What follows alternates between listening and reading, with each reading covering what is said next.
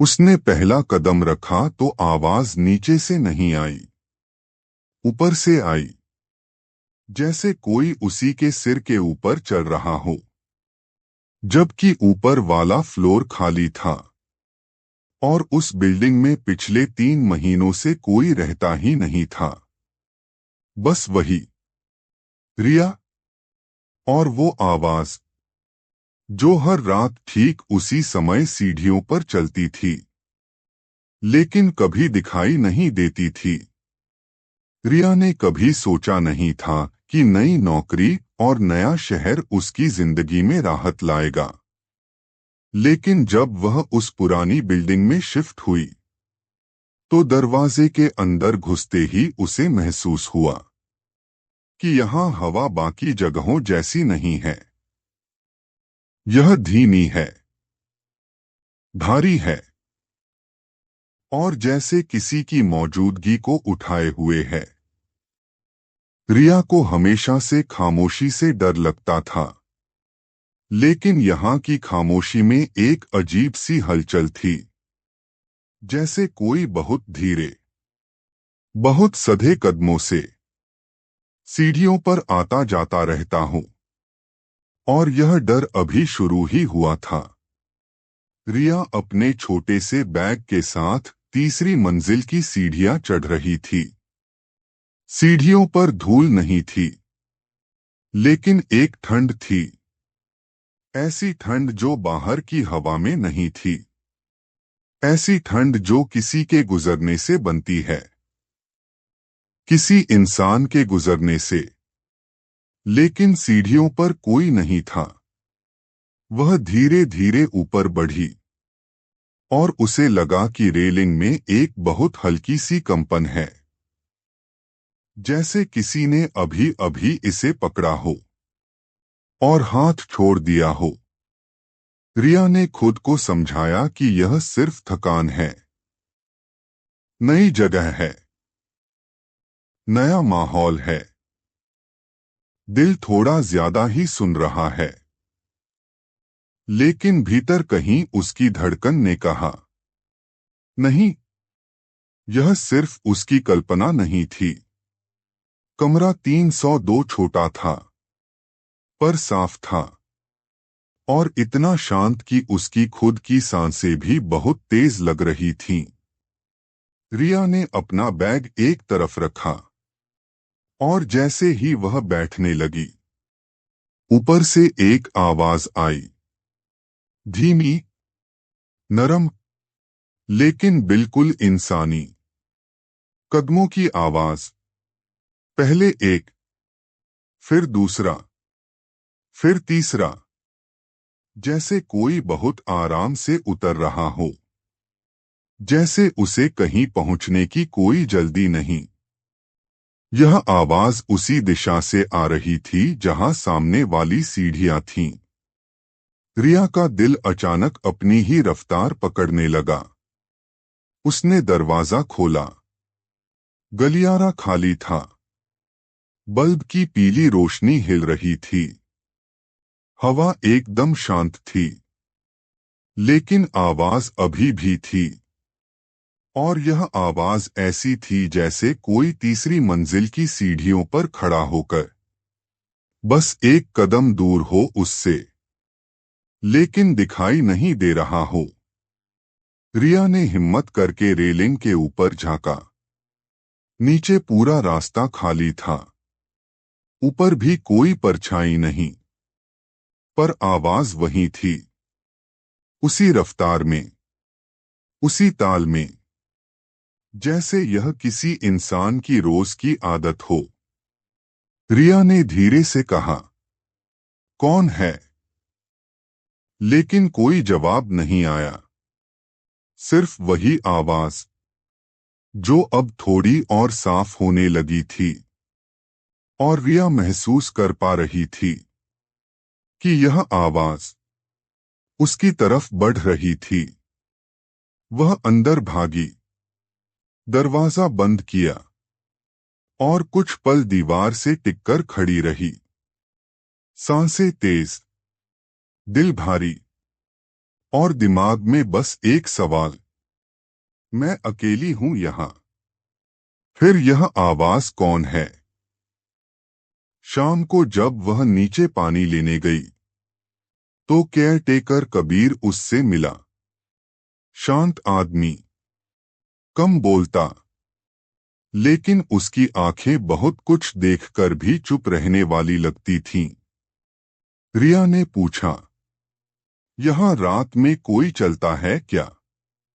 कबीर एक पल को रुका और सिर्फ इतना बोला, पुरानी बिल्डिंग है, आवाजें आती रहती हैं, दिमाग पर मत लो। लेकिन रिया ने उसकी आंखों में वही डर देखा, वही छुपा हुआ सच जिसे वह कह नहीं रहा था। वह जानता था कि यह सिर्फ बिल्डिंग की आवाजें नहीं हैं। और रिया को यह बात उसके चुप रहने से ही सबसे पहले समझ आई। उस रात रिया खिड़की के पास बैठी थी। नीचे की सीढ़ियों पर अंधेरा फैला था, लेकिन अंधेरे में एक धीमी सी परछाई हिलती हुई दिखी, जैसे कोई ऊपर से नीचे उतर रहा हो। धीरे, बहुत धीरे। पर जब उसने दोबारा देखा, वहां कोई नहीं था, सिर्फ आवाज जो फिर शुरू हो चुकी थी।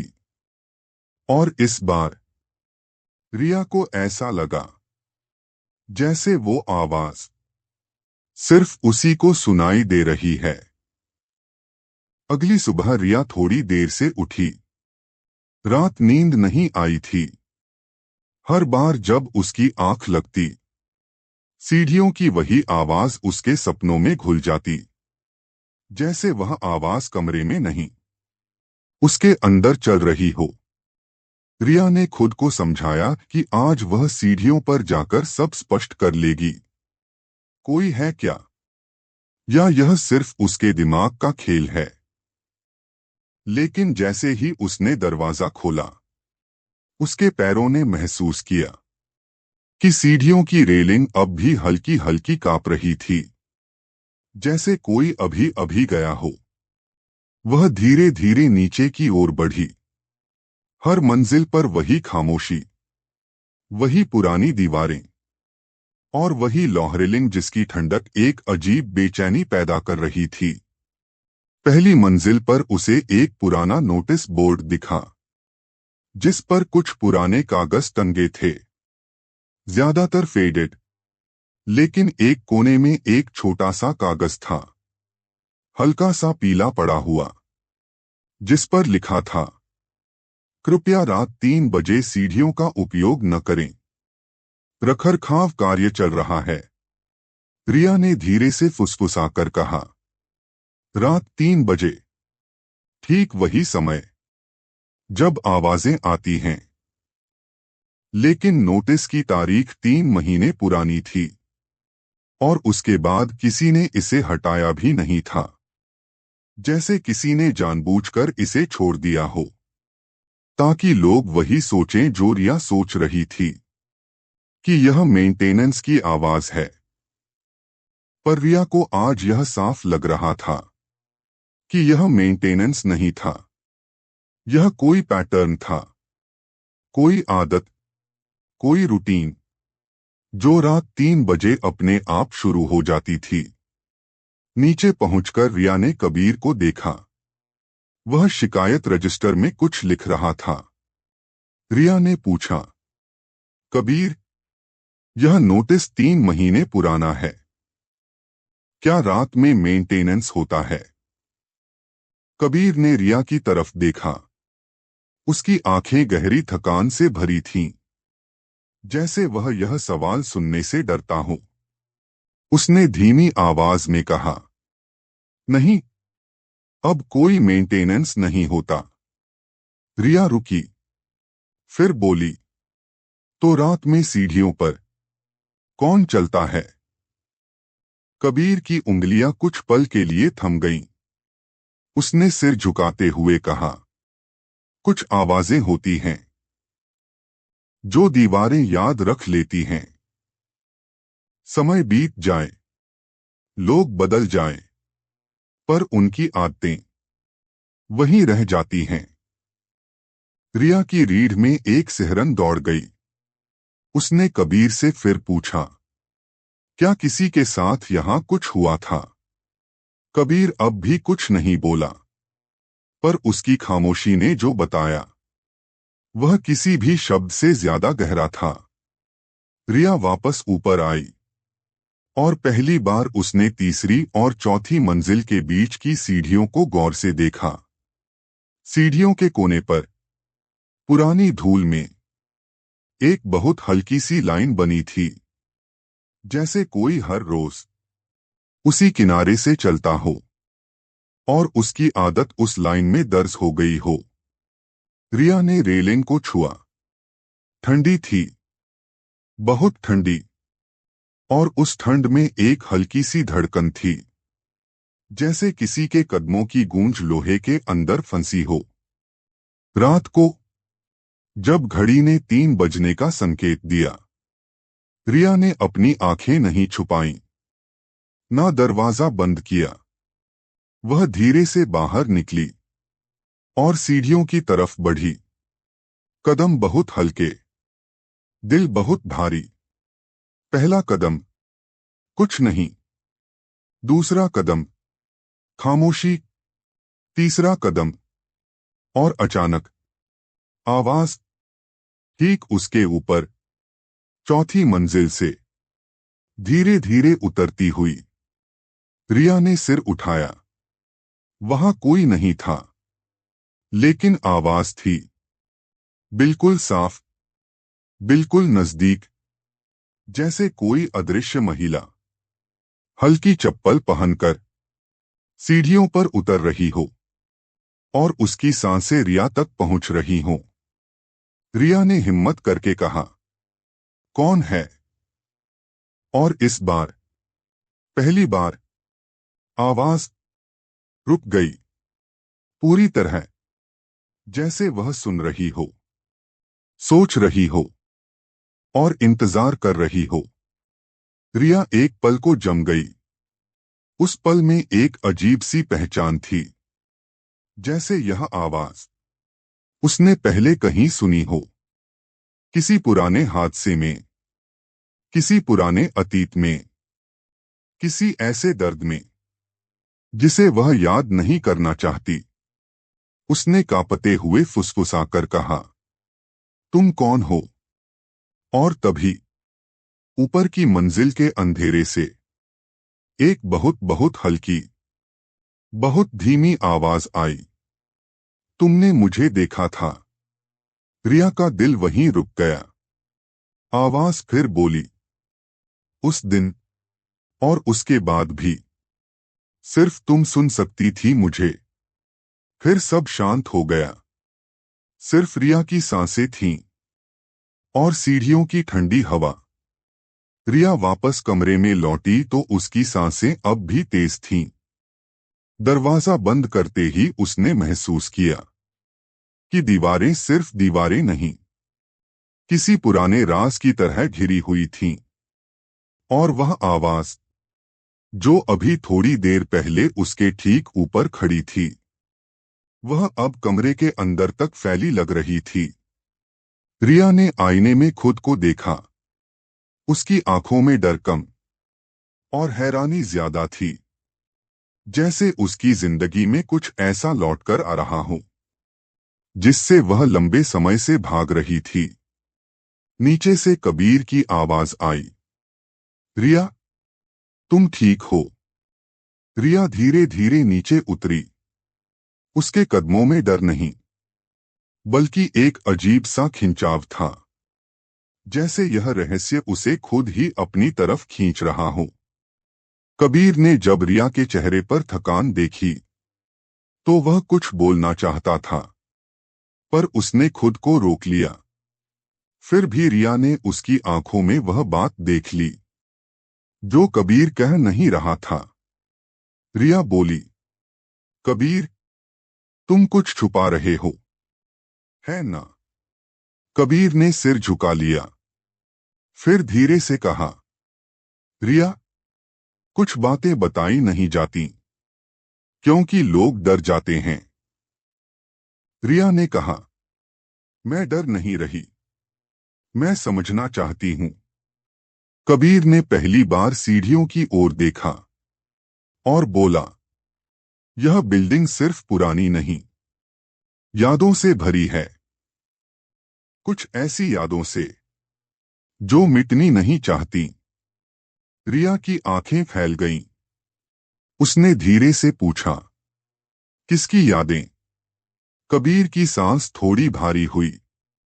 उसने कहा, एक लड़की की, जो हर रात ठीक इसी समय सीढ़ियों पर उतरती थी। रिया के अंदर जैसे कोई धागा खिंच गया। उसने तुरंत पूछा, वह लड़की कौन थी? कबीर ने कहा, जिसे तुम शायद याद नहीं करना चाहती, पर तुम उसे जानती हो। रिया का दिल अचानक अपनी रफ्तार बदलने लगा। उसके मन में कुछ पुराने दृश्य चमके, बहुत हल्के, बहुत धुंधले, जैसे कोई भूली हुई मेमोरी दोबारा जन्म ले रही हो। उसने अपने सिर को छुआ और पूछा, मैं उसे कैसे जानती हूं? कबीर, तुम क्या कहना चाहते हो? कबीर धीरे से उसके करीब आया और बोला, रिया, तुम अकेली नहीं हो जो रात में वह आवाज सुनती है। पहले भी कोई सुनता था और उसने भी मुझसे यही पूछा था। उसका नाम था त्रिशा। रिया के पैरों से जैसे जमीन खिसक गई। उसने यह नाम कभी सोचा भी नहीं था, लेकिन यह नाम उसकी धड़कनों में किसी पुराने दर्द की तरह चुभ गया। रिया फुसफुसाई, त्रिशा, मैंने यह नाम सुना है, पर कहाँ? कब?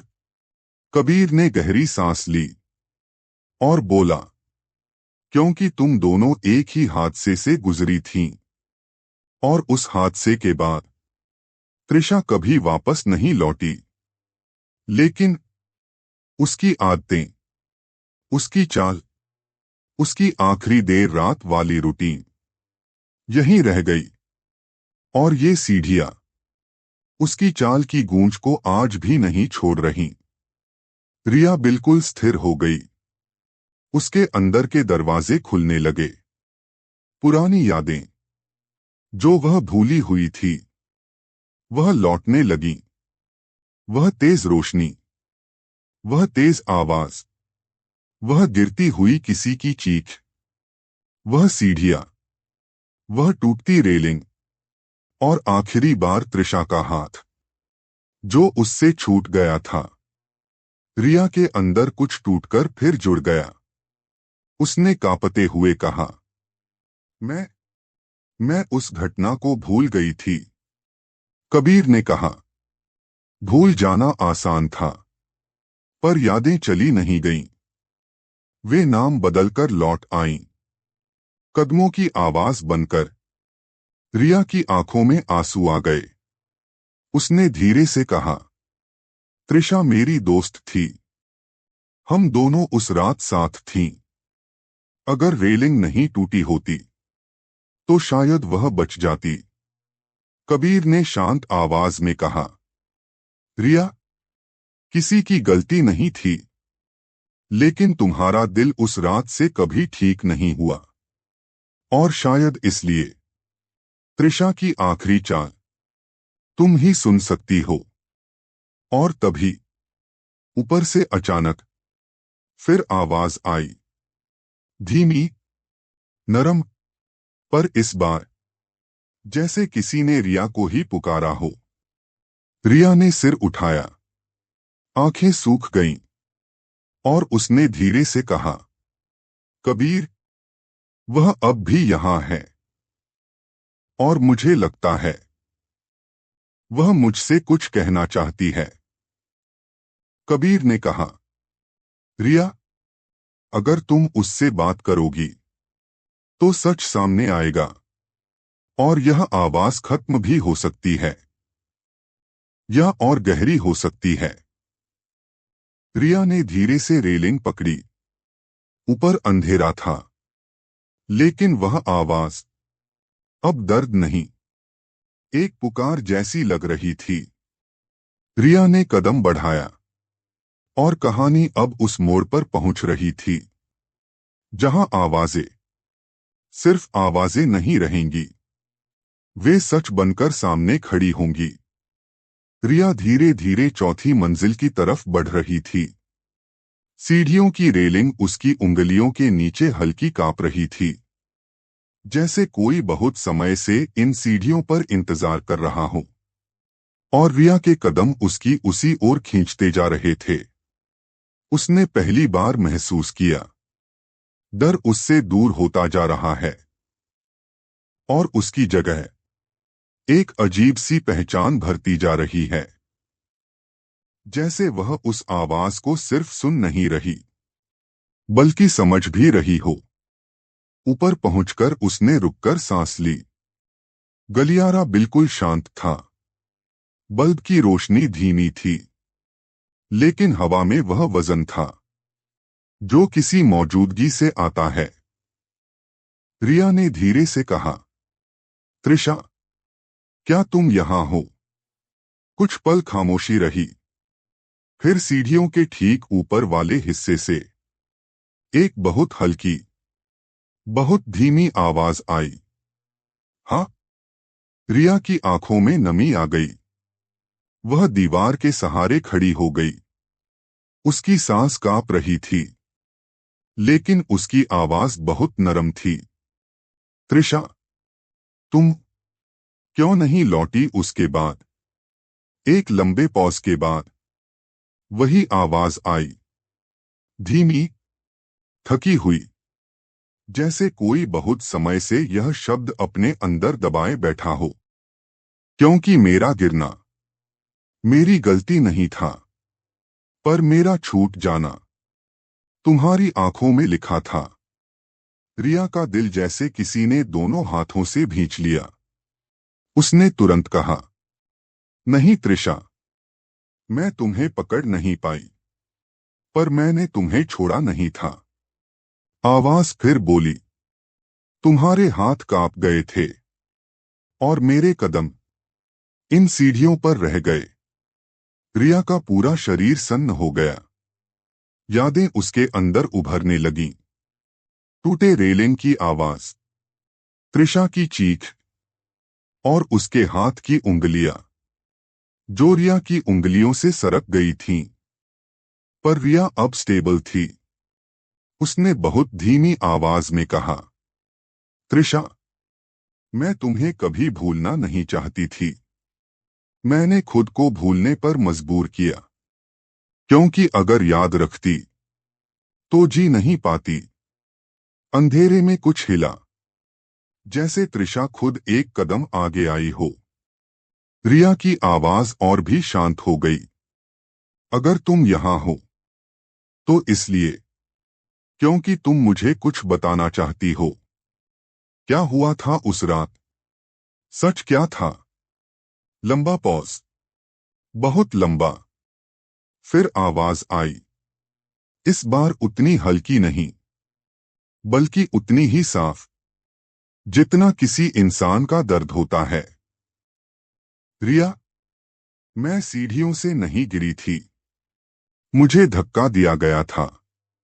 रिया की सांस रुक गई। उसके पैरों के नीचे जैसे जमीन खिसक गई। धक्का? किसने और क्यों? आवाज बोली, जिसने रेलिंग को पहले से काट रखा था, जिसे पता था कि हम उस रास्ते से आएंगी, जिसे पता था कि हम दोनों में सिर्फ एक नीचे गिरेगी और जो बच जाएगी वह सच कभी याद नहीं कर पाएगी, क्योंकि उसका दिमाग खुद को बचाने के लिए सब कुछ दबा देगा। रिया कांप गई। उसकी आंखें भर आईं। उसने कहा, त्रिशा, किसने किया था यह? तुम मुझे बताओ, कृपया। इस बार आवाज नहीं आई, बल्कि सीढ़ियों की रेलिंग एकदम हल्के से हिली, जैसे त्रिशा किसी दिशा की ओर इशारा कर रही हो। रिया ने वापस मुड़कर देखा। नीचे अंधेरे में एक परछाई खड़ी थी, धीमी, स्थिर और बहुत देर से सुन रही थी। कबीर। रिया का दिल गले तक आ गया। उसने देखा, कबीर धीरे धीरे ऊपर आ रहा था। उसकी आंखों में कोई गुस्सा नहीं, कोई डर नहीं, बस एक थकान जो बहुत पुराने अपराधों से आती है। कबीर ने कहा, रिया, अब तुम सब सुन चुकी हो। रिया एक कदम पीछे हटी। उसकी आवाज फटने लगी। कबीर, तुमने त्रिशा को। कबीर ने बीच में ही कहा, मैंने उसे नहीं मारा, पर मैं जानता था कि उसे किसने धक्का दिया। रिया ने हैरानी से पूछा, किसने? कौन था वह? कबीर ने धीमी सांस ली। उसकी आवाज भारी थी। रिया, वह तुम्हारे जितना ही करीब था, और तुम उसे देखना नहीं चाहती थीं। रिया की आंखें फैल गईं। उसका गला सूख गया। उसने धीरे से कहा, त्रिशा अकेली नहीं गिरी थी, मैं भी वहां थी। और अगर किसी ने उसे धक्का दिया, तो वह हम दोनों के बिल्कुल पास था। कबीर ने सिर झुकाया। हाँ, पर वह तुम्हें बचा रहा था या तुम्हें फंसा रहा था, यह अभी भी सवाल है। और ठीक उसी समय त्रिशा की आवाज फिर आई, बहुत धीमी, बहुत दुखी।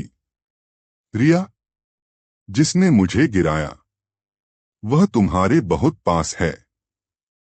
इतना पास कि अगर मैं नाम बोल दूं तो तुम्हारी जिंदगी वही रुक जाएगी।